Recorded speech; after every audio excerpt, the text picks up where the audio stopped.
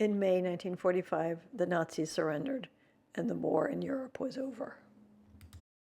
Even at this early date, when the US and the Soviet Union are victorious allies in Europe and still fighting together in Asia, the Cold War is already fully underway, and that's going to be significant in a couple of ways. But first, let's talk about the survivors as a group. The main thing here is to remember back to September 1939, when the question was whether it was safer to flee to the Soviet Union or to stay in Warsaw. Well, history has a real answer to that. So among those who stayed in Warsaw, only one survived. That was Harry's cousin Pesca, who you might remember escaped the ghetto before 1942. And in the case of the family and friends who did run off to the Soviet Union, all but one survived there. So that's a pretty big distinction. And it's not just the family. In general, something like 2/3 of the Polish Jews who survived the war did so in the Soviet Union.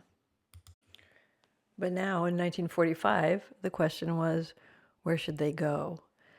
And it was a question without any easy answers. This is big. At war's end, there was something like 40 million people displaced from their home countries. Besides people like our family who had fled the war zones, there were prisoners of war, there were concentration camp survivors, there were people who had been taken as forced labor by the Germans. The Allied victors categorized all of these people as displaced persons, and their goal was to get them back to their home countries as quickly as possible. And for most of them, that is what happened. But for a little over 1 million of them, they refused to return. And among this group were Poles, Ukrainians, and Baltic nationals who had worked for the Nazis, some by force, but were rightly afraid to go home. There were also about 250,000 Jews who refused to go back to their places, that their families had been murdered, often with the help of their non-Jewish neighbors. So this crazy combination of both Nazi collaborators and Holocaust survivors who stayed in the DP camps for up to 5 years, they're known as the last million because they had no place to go. Most countries would not take them. And so they stayed in these camps for years. And this is the story of our family who had been in the Soviet Union. It took time for our refugees in the Soviet Union to get back to Poland after the war. So Pincha, with his wife Sarah, his daughter Minia, and son-in-law Jack, got there in early 1946, while Urka and her husband Oleg didn't get there until the end of May in 1946, so more than a year since victory. And none of them were back in Poland to stay. Urka wrote, "Yesterday we visited the ruins of the ghetto. The word ruins does not mean the remains of the buildings. Those are only formless heaps of brick and metal. While I was still in Russia, I thought I would not survive such an excursion." It's not really a place to go back to. Pincha didn't visit the ghetto site, I don't think, but it seems it wasn't until he was back in Poland that Pincha learned for sure of his family's deaths, writing to Harry, "Dear brother, until today I still hoped that maybe one of our dear ones succeeded and was saved. Reading your letter puts ice on my weak hopes." Just a few days before Pincha wrote this letter, Poles had massacred a group of Jewish residents who had returned home having survived either the Nazi concentration camps or survived in the Soviet Union. This was certainly what was on Minia's mind when she wrote, quote, "Our whole life now centers around the possibility of leaving here and coming to you guys." So both Pincha, his whole family, and Urka were writing in expectation that Harry would quickly arrange papers for them to emigrate to the US. Pincha even suggested that it would be easier to get admitted if Harry would list him as a, quote, "spiritual leader," which was fair enough. Pincha had been a cantor before the war, and we know from Minia's memoir that he had begun illegally leading services in the Soviet labor camp. Urka, on her arrival in Poland, had found a man named Leon Alter who worked at Hayas. And in fact, he had been Justine's boss in the Warsaw office back in 1938. So not only did Urka write to Harry asking him to take her in, but Leon Alter wrote directly to Des. And this letter begins, "First of all, I would like to inform you that I'm alive and in Warsaw, just so we understand who Leon Alter is."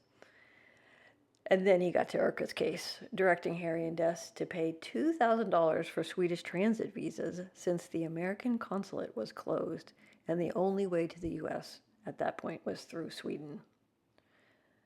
I know from paperwork that Harry immediately filed an affidavit of support for Urka, promising to be financially responsible for her as the US government required. Having done it on one date, he did it again when Urka changed her temporary address. I don't see any evidence of the Swedish transit visa idea going anywhere. And honestly, looking at this affidavit, it may be that they simply couldn't afford anything like that. And I assume he also did a similar thing for Pincha and his family, but that paperwork is lost or something different happened with that. But the US was not opening its doors to refugees, especially the Jews who had taken refuge in the Soviet Union for all those years. They believed them to be communists who would undermine the US order. It's just a horrific irony of the post-war period that the one move that kept most Jews alive became an excuse for trapping them in these camps. And probably one of the main reasons that the survival in the Soviet Union is so little known here in the West is because it was better for the survivors to hide that fact. But in the timeline of 1946, this just meant that none of the returnees was getting out of Europe anytime soon. And in September 1946, so 3 months after those letters, both the Pincha family and Urka moved into a DP camp in occupied Germany, the Hasseneck camp, and they had to make a life there. And just to place this in the larger timeline, it is only a month after they all move into Camp Hassenheck that the first of the Ringelblum archive caches is discovered in Warsaw. Okay, back to the camp. Of course, everyone knew they couldn't stay there forever, and in these intake cards, you can see people had to put down where they wanted to go, even if it was going to take them a long time. And as expected, Pincha's desired destination was the US. And here you can see him identifying himself as a reverend. I assume he's just misspelled the word reverend, thinking that that's the correct English word for rabbi. And here's Minya, a bookkeeper who wants to go to America, and Jack's is the same. And here's a card for Jack and Minya's daughter, Dorotka, or Dory, as she would become to be known. It's more interesting when we get to Urka and Oleg.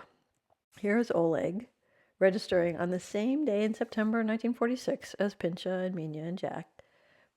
Here he's identifying as a student who wants to go to Munich, Germany. Maybe he had friends and family there in Germany? I don't know. And then here's Urka, also wanting to go to Germany, and also telling a couple of big lies. First, her birth date, shown here as 1919. No, she was born in 1916 to Shia and Dobrich Rabinowitz, but here she's claiming Shimon and Dora Offerman, who could be the actual parents of Urka's ex-husband, Henrik Offerman. It is the same last name. Or maybe these are fully made-up people. But why is she changing her birth date and her parentage? I don't know. It's especially notable to me, though, because she's registering at the same camp as her uncle Pincha, her aunt Sarah, and her cousin Minya, who all know the truth. And so they were all still there in that camp in April of 1947 when Urka gave birth to a daughter named Yolanta. And here's her card, and you can see that her occupation is baby, which is cute, and her desired destination is Palestine, which was at that point a territory under a British mandate. And then many Jews were petitioning the British to allow them to emigrate there, and so did the American president, President Truman. But the British had refused, knowing that that would anger their allies in the Arab world. But still, there were enough Jews who were desperate enough to try to get there illegally, and it was a dangerous journey that mostly ended up with the would-be immigrants being interned by the British in Cyprus. And this may be what Minya meant when she wrote that without papers from Des and Harry, quote, "we will have to go by a path that is very risky." I don't know, but that seems like a likely story. So when Urka and Oleg decided that Yolanta wanted to go to Palestine, I don't know if that was because they'd given up on ever getting papers into the US or if there was that their actual preference. Whatever the case, the British ended up turning up the whole question over to the brand new United Nations in 1947, and it resolved that in 1948 Palestine should be partitioned into independent Arab and Jewish states. And here's a picture of the Jews in Camp Hassenheck celebrating this decision. Meanwhile, also in 1948, the U.S. finally passed something called the Displaced Persons Act to let more people in. But they did design it to keep out the Jewish returnees from the Soviet Union. First, they made a rule that only DPs who had entered Germany before December 22nd, 1945 were eligible. And so remember that all of our family got there in 1946, which was really common for anyone who was in the Soviet Union when the war ended. And second, it blocked anyone suspected of being a Soviet sympathizer, which of course affected everyone who had lived and worked in the Soviet Union for years. So in 1948, when the UN took over the DP camps and had a whole new set of forms, the question of people's desired destination was a significantly different one. Here's Pincha saying his preferred destination is Palestine because Das is meine Heimat. That's my homeland. And you can see that the USA is his second choice. But Urka and Oleg list the USA as their preferred destination with no second preference at all. So Palestine is out. And wisely, they are now lying about where they spent the war, saying that they never left Poland at all. Interestingly, Pincha also lied, showing here of having spent the war in Krasnodar, but that's still Russia, so I don't really understand what the point of that was, but my latest watchword is survivors have their reasons. I don't know why, but it was probably a good reason. Something worked for the Pincha family, and that includes Jack and Mina. And in July of 1949, they entered the U.S. Here's a document for Jack, Mina, and Dorota, showing all three sponsored by Hyas. So maybe Justine and Leon Alter helped make it happen. And here's Pincha and Sarah, also showing Hyas sponsorship.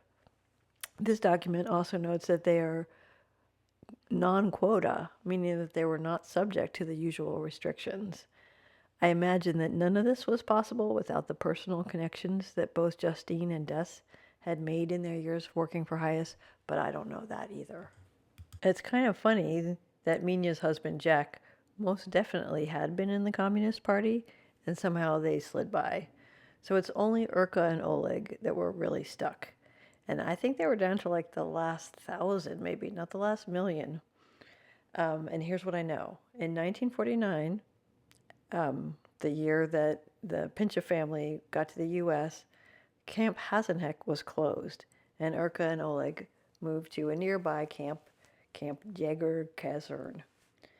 And then they were there in 1951 when that camp closed, and they moved again, this time to Bad Wörishofen, which I think was more of a convalescent hospital than a DP camp. It was small. An earlier letter back in the Soviet Union, Urka had said that Oleg had tuberculosis, and it is possible that that's why they were stuck for so long, that no country wanted to take someone who wouldn't pass a basic medical exam. Oleg was a doctor, so I suppose it's possible he's working there, or maybe a combination. And then in 1951, that place closed down, and they ended up in what was to be the last open DP camp, which is Camp Forenwald. And it looks like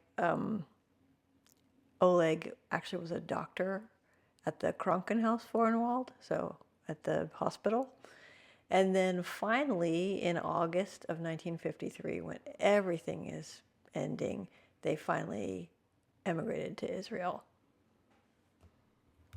There are no more records I can find that way, but remember their daughter Yolanta? Well, she has a Facebook page, and I have learned from that she went to high school in Nahariya, Israel, so I assume that's where they settled. She graduated in 1965, then she moved to Florence, Italy. She got married, I guess, to a man named Klein, and the last post she ever put was in October of 2019, where she had 3 grandsons. So, a nice little happy ending there.